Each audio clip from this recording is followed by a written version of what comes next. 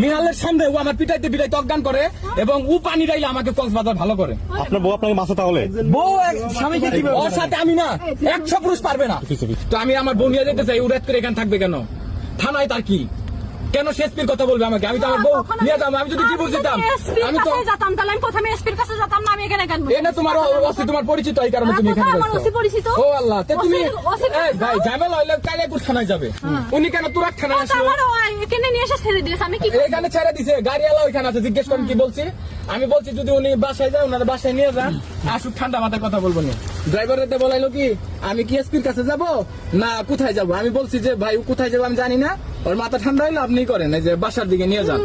আমি গাড়ি রাখা আমি উবার নিয়ে আমার কথা বলতে দেয় না। আপনি ছেড়ে দেন। ও এসি না। আপনার স্ত্রী অভিযোগ করছে আপনি বিয়ের 3 দিন পর থেকে তাকে অনেক মারধর করতেছেন, এগুলো আপনি বলছিলেন হ্যাঁ, কইছি তো। সত্যি কিনা? এগুলো সত্যি কিনা ভাই? আপনি বলেন তো একটু। মিথ্যা কিছু। আপনি পবিত্র ধর্মগ্রন্থ নিয়ে আসেন, আমি